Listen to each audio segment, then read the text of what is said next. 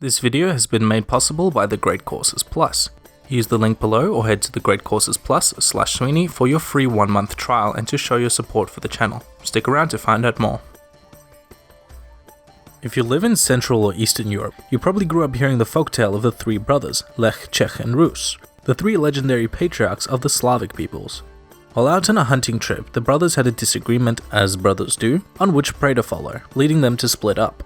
Czech, the eldest of the brothers, followed his prey to the Czech lands. Rus, the youngest, went east and became the founder of Russia, and Lech, in the middle, founded Poland.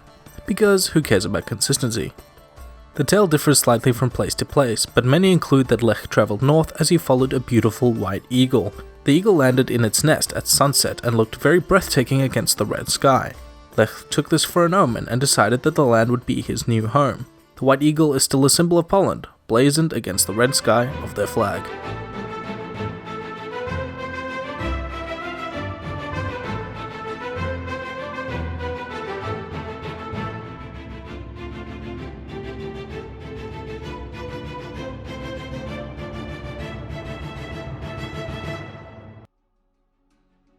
Indeed, Poland did begin with Slavic settlements. The Slavs are likely a civilization that emerged as remnants of the early Indo-European peoples who had migrated out of the Caucasus. From their homeland in Central Europe, they began to expand and migrate in response to the weakening of the Roman Empire. You'll remember this from previous episodes as the Great Migration period. The Poles loved their new home, which they shared with Germanic tribes from Scandinavia and the occasional Asian nomadic raiders. The Slavs of Poland were organized into smaller tribes living in and around the Baltic Sea and the Vistula River Delta. They united under Poland's first official leader, Mieszko. Mieszko was a Duke of the Polands. This was a good gig to have since the tribe eventually became the name of the whole country, Poland.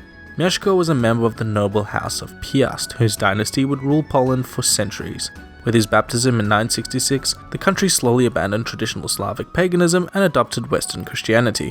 Mieszko's son Bolesław the Brave expanded the territory south into what he hoped would be a strong regional power, but alas, it was a bit too early for that still. He established the metropolitan see at Gniezno, forming the headquarters of what would become the Catholic Church in Poland. His consolidation of power led him to be crowned Poland's first official king, and then he died, all in the same year, which is great. The Piast dynasty was somewhat up and down, and internal conflicts often plagued the royal court. Until this guy, Casimir the Restorer, restored the monarchy's control, which come to think of it is probably why they called him the Restorer. He modernized Poland into a feudalist society, which came with all those cool things like knights and lords and castles. This helped secure the borders, who up until now had changed depending on who was king. The early kingdom, somewhat weaker than its neighbors and strapped for cash, did however halt the Mongol invasion into Europe, having been sacked twice before. Notable of this time was the Polish relationship with the Germans, whose dukes and lords had come to possess large amounts of the West, and the Teutonic Knights, who had carved out a significant state for themselves in Livonia and Prussia, a land inhabited by pagans, frequently raided by crusaders. By the time Piast rule ended with Casimir the Great, Poland had lost much of its territory to its neighbors, but with a period of peace, the state soon began to prosper and attract Jewish settlement.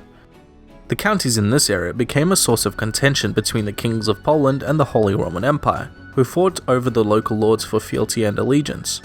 This resulted in these counties being very mixed, with populations of people from both kingdoms. The whole thing was very un-Bohemian, really. The Jews first settled Poland as merchants on popular trade routes. By this century, the Jewish people had settled in great numbers over many kingdoms in Europe and began their long and very sad history. They were expelled by the masses in all the countries they settled and were often victims of massacres and worse, crusades. Successive expulsions led the population in Poland to swell, which was a comparatively more tolerant society, which became a center of Judaic learning and culture as the centuries continued.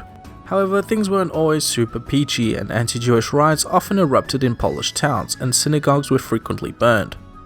King Casimir the Great, dying without an heir, left his kingdom to his nephew Louis, the King of Hungary.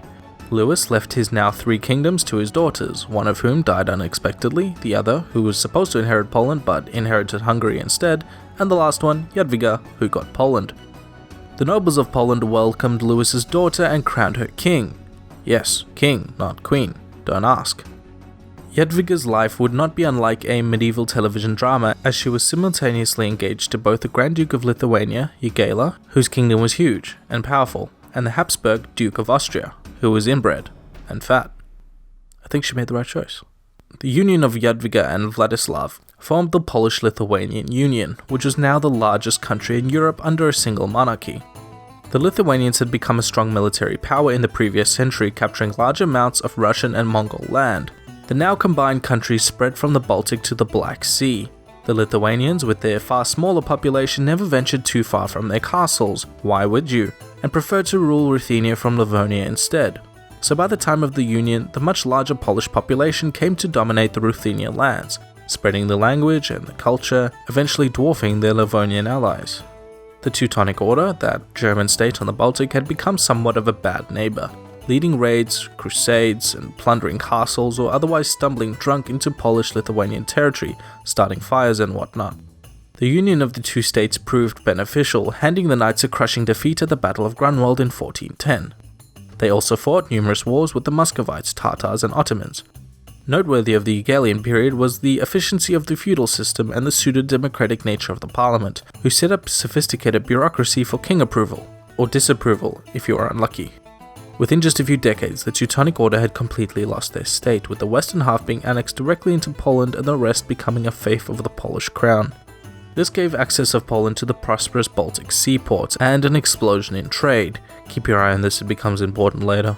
The Prussian fief would later be inherited by a duke from Brandenburg, a state within the Holy Roman Empire, a trend which would become ever more troublesome as lords within the HRE would increasingly inherit lands outside the imperial borders.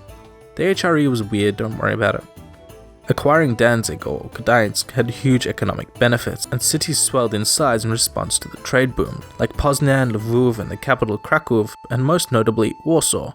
Warsaw, or Warszawa in Polish, was up to this point just a small fishing village. Legend has it that a fisherman named Warsz happened upon a mermaid in the Vistula River named Shawa. The two married and found the town of Warszawa.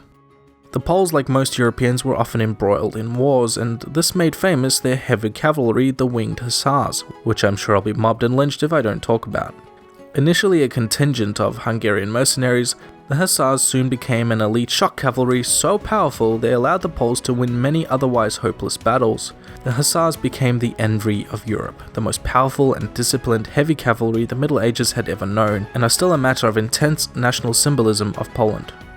The 16th century was a really big one. It included the Protestant Reformation, affecting mostly German parts of the kingdom, wars against the encroaching Ottomans invading Europe, advancing in science and literature with Copernicus devising the heliocentric model of the solar system, the nationwide codification of the Polish language, and the biggest one, the changing of the Polish-Lithuanian Union into the Polish-Lithuanian Commonwealth, a single political entity ratified by the Polish Parliament, or Sejm, with elected rather than hereditary kings. The Polish-Lithuanian Commonwealth, or just Poland for short, became a center of power and commerce, and a bulwark against invading Turks would become a larger and larger problem for the European powers since their humble beginnings in Central Asia. During the Polish-Muscovite War, the Poles became involved in the Russian succession crisis, or the Time of Troubles, and began flexing their muscles with their famous hussars. They even occupied Moscow for a short period, but were soon driven out because invading Russia is simply impossible unless you are the Mongols. The series of northern wars and the Russo-Polish War left the Commonwealth in a very precarious and weakened state. This was aggravated by the election of Polish kings, which opened the door for other nations to meddle in Polish affairs, which they did, a lot. During the wars, the Commonwealth lost the territory of Livonia and was devastated by the so-called Swedish deluge, leaving much of the nation in ruins. Poland became weakened during the Great Northern War against Sweden, and during the War of the Polish Succession, it became increasingly clear that Poland's fate was going to be decided by its neighbors. The Polish parliament became ineffective due to complicated veto laws which made passing reforms or mounting resistance to invasion nothing if not impossible. The political limbo and the sheer size of the Commonwealth started to make cutting pieces out of it look pretty attractive. The last king of Poland, Stanislav II, was elected in 1764 as a puppet of the Russian Empire, aided greatly by the fact that he was in bed with Catherine the Great. Stanislav did attempt reform to try and save face, but was aware the kingdom was on its last breath. Before long, the first partition of Poland was enacted, dividing the outlying provinces between Austria, Prussia, and Russia. In dire straits, the parliament was powerless to stop the invading troops and forced to ratify the new borders.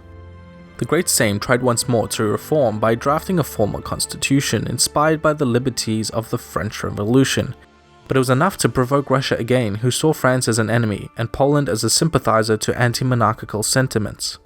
Pro- and anti-constitutional forces became embroiled in a war, and Russian forces invaded to broker a defeat to the Republican movement.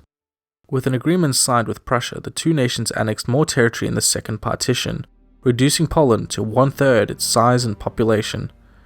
The king was horrifically unpopular, the army was in shambles, the parliament was divided and powerless. The common people were furious, and insurrections led to the National Rebellion, led by the military veteran Tadeusz Kościuszko. After an initial success, the rebels failed to garner support from many other nations and were defeated by the surrounding powers.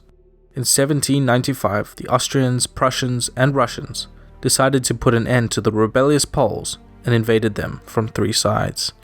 The Third Partition of Poland, as it became known, wiped Poland off the face of the map for the next century. Millions of Poles now found themselves subject to whichever nation they were divided into, isolated from one another, and Poland ceased to exist. Now, as you all know, if you've ever picked up a map, Poland did indeed return as a sovereign nation, but we will have to get to all of that in part 2. In the meantime, if you're interested in learning more, why not head over to the Great Courses Plus. Great Courses Plus is a subscription-on-demand video learning service dedicated to bringing you the best in lectures, from Ivy League university professors to National Geographic, on a wide range of topics. I personally recommend having a watch of The Great Crime of Empires, Poland Divided, which is part of the course on the history of Eastern Europe.